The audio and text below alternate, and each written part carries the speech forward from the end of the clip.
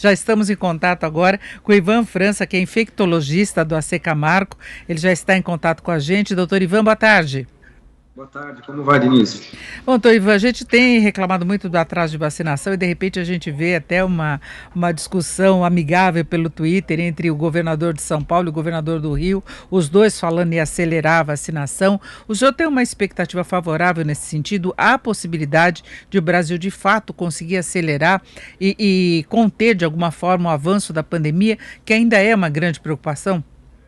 Sim, o nosso programa de vacinação, né, brasileiro, sempre foi exemplo para outros países. Então, nós temos capacidade, sim, de vacinar mais, com velocidade maior, porque a gente já tem essa expertise, já tem turmas treinadas, né, pessoal treinado para fazer a vacina rapidamente. O que faltava para nós era a quantidade de vacinas. Agora que nós temos uma maior quantidade, é fato que sim, conseguimos vacinar numa maior velocidade. E todos os estados estão preparados para isso, porque a gente tem, repito, o Programa Nacional de Imunização, ele é exemplo para outros países.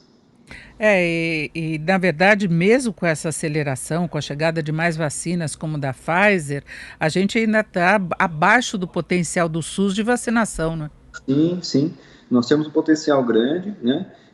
Pessoal treinado, logística adequada também, né? Tem essa questão da Pfizer, né? Da temperatura, então não dá para levar para qualquer local, mas para as capitais sim. Então eu acho que a gente tem logística e tem pessoal treinado. É possível acelerar bastante esse ritmo de vacinação. Eu perguntava dessa questão da confiança em relação à aceleração, porque a gente tem muitas idas e vindas, e agora nós temos essa dúvida, por exemplo, em relação à vacina da Janssen, que a informação original do Ministério da Saúde é que o lote chegaria aqui no Brasil na terça-feira, não é? E agora a pasta informou que aguarda a confirmação da data por parte do laboratório, mas a expectativa é que as doses cheguem ao Brasil ainda nesta semana, em 3 remessas. Então agora eles estão adiando para quarta-feira. O Ministério disse que também aguarda um posicionamento da Anvisa sobre a possibilidade de prorrogar a validade da vacina, porque tem esse problema. A vacina da Janssen vai chegar próxima do prazo de validade, essas 3 milhões de doses, então vai exigir uma aceleração da vacinação e há essa preocupação. Se houver risco nessa prorrogação de validade? Não, isso se feito, né, com o aval da Anvisa, é muito tranquilo, porque normalmente essa validade, eles colocam um prazo que dá para estender sim, né, a gente só acredita realmente com a validação da Anvisa, né, se a Anvisa colocar essa possibilidade e assinar embaixo de que isso é possível, não teria problema. E a Janssen tem a grande facilidade de ser dose única, né? Então, isso facilitaria bastante e aceleraria mais ainda a questão de doses completas, né? Então, é ótimo, porque dose única, com uma boa eficácia e também tolerabilidade muito boa, né? Poucos eventos adversos.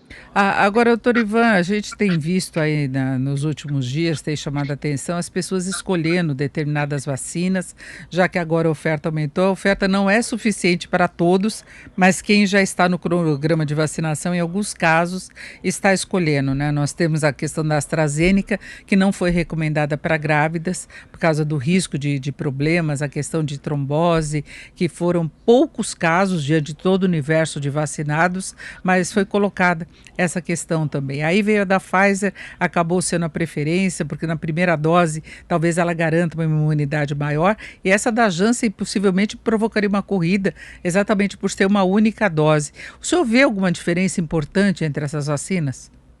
Na verdade, dentro da estratégia vacinal, qualquer uma delas é muito bem-vinda, né? O que você quer é ter a população com um número maior de pessoas vacinadas, uma porcentagem maior da população. E a gente teve aí o exemplo, né, aqui no interior de São Paulo, a cidade que foi inteira vacinada e foi com a Coronavac, e sim, a gente viu que houve uma redução muito significativa do número de internações e o número de óbitos também, né? Então, 95% de redução. Quer dizer, todas elas vão cumprir o seu dever, né? O que a gente quer, né? que é reduzir o número de pessoas positivas e também reduzir o contágio entre as pessoas. Quando você consegue barrar, né, essa rede de transmissão. Então, assim, eu acho que não existe essa questão de escolher a vacina, a gente quer qualquer uma, né, nosso braço tem que estar lá para qualquer uma das vacinas, que sim, a estratégia vai funcionar com qualquer uma delas. O que a gente precisa ter uma proporção maior da população vacinada. A única exceção é essa que você colocou, a respeito das gestantes, que o próprio Ministério, né, colocou que as gestantes não seriam vacinadas mais com a AstraZeneca aqui no Brasil, e também a questão agora das crianças, né, de 12 a 18 anos, as pessoas de 12 a 18 anos, que seria com a Pfizer a princípio. Fora isso, eu acho que a gente não tem que escolher, não existe cardápio de vacinas, né, a gente está vendo aí o número de internações, o número de óbitos, não tem vaga para os pacientes nos hospitais, a gente tem uma situação que mesmo os hospitais de convênio estão cheios, os hospitais do SUS também, então o que a gente precisa é acelerar a vacinação, seja com qualquer uma das vacinas, todas elas aprovadas pela Anvisa, né, com a vacina aprovada pela Anvisa, a gente tem que seguir em frente, e não tem que escolher vacina, não. Agora, mesmo no caso de pessoas com comorbidades, e o AC Camargo trata pessoas que estão com câncer, se nota alguma diferença em relação à aplicação das vacinas, a questão da imunidade, de cuidados? Não, na verdade, assim, o cuidado que a gente tem com o paciente oncológico é que ele não se vacine, né, é muito próximo da quimioterapia ou da radioterapia. A gente dá um intervalo de 15 dias após a última quimioterapia ou após a última radioterapia para que seja feita a vacinação. E exceção são aqueles pacientes oncohematológicos, transplante de medula óssea, que aí o esquema vacinal é um pouco diferente, porque tem que esperar essa medula estar funcionante, essa medula nova que o paciente recebeu, para que a gente tenha uma melhor resposta vacinal. Fora isso, todo paciente oncológico pode ser vacinado após 15 dias da última quimioterapia e vai ter uma resposta adequada, sim, com qualquer uma das vacinas que nós temos disponíveis hoje. Não existe uma escolha também para esse paciente imunocomprometido. Agora, doutor Ivan, foi detectada alguma gravidade maior nos casos das pessoas que estão em tratamento oncológico e venham contrair o coronavírus? Tem um agravante de fato no tratamento? Sim, todo paciente que tem algum agravo de saúde que cause uma diminuição da imunidade, quando tem uma doença infecciosa, tem o risco de ter um quadro mais exacerbado, né? A gente vê isso também no coronavírus, a gente também vê isso na Covid-19, que os pacientes podem ter um quadro mais grave, sim, quando infectados. Por isso, muito importante, o paciente oncológico se proteger, usar a máscara o tempo todo, o distanciamento social, o uso de álcool gel, e também a família do paciente em tratamento com câncer, proteger esse paciente. Não vá visitá-lo se você está circulando, né, pela cidade, ou tem que trabalhar, ou não consegue manter o distanciamento social, não vá visitar o seu parente que está em tratamento de câncer. A gente sabe que esse afastamento social traz traumas e tudo bem, e tudo mais, mas a gente precisa proteger esse paciente, porque sim, todo paciente que tem comorbidades, quando ele pega uma doença infecciosa e a Covid-19, ele pode ter um quadro mais grave, sim, porque a imunidade já está comprometida antes da doença, então pode ter um quadro mais grave.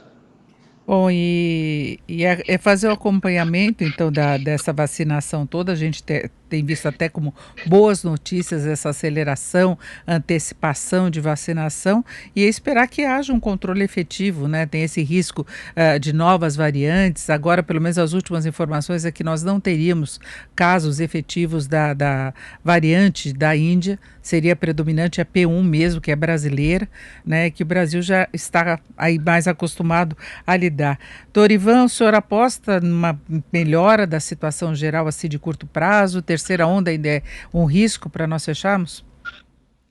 Sim, infelizmente, sim, a terceira onda é um risco, sim, porque justamente, mesmo que o que a gente tem visto é que estamos tendo uma aceleração um pouco mais lenta do número de casos, mas se você vê a média móvel aí do número de casos, ela está num platô alto ainda.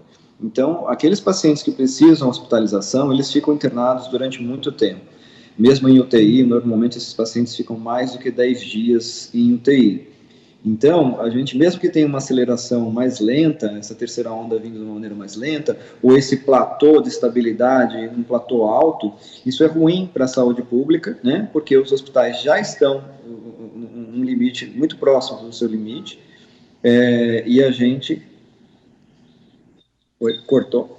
Cortamos, nós estamos te ouvindo só, doutor Ivan, Ah, agora pode voltou. concluir, por Então, favor. assim, como a saúde está muito próxima do seu limite, então, a gente, mesmo tendo uma aceleração mais lenta, isso é prejudicial ao sistema de saúde. Então, sim, a gente tem um platô muito alto, isso é ruim. Por isso que é importante, além da vacinação, que ela venha num ritmo mais acelerado, mas também continuar com as medidas de proteção, nem pensar em não usar máscara nesse momento. Por máximo que alguma pessoa diga, não pensar em não usar máscara nesse momento, porque é a proteção que nós temos agora, além da vacina, é o uso de máscara, é a higiene das mãos, é o afastamento social. Todos temos que lutar por isso e conscientizar as pessoas da nossa casa e dos nossos arredores para que usem a máscara, usem o álcool gel e mantenham o afastamento social. Isso não dá para vacilar nem quem foi vacinado ainda, até que tenha um percentual maior da população vacinada. Ouvimos Ivan França, que é infectologista do AC Camargo Center. Doutor Ivan, muito obrigada, uma boa tarde. Boa tarde, fico à disposição.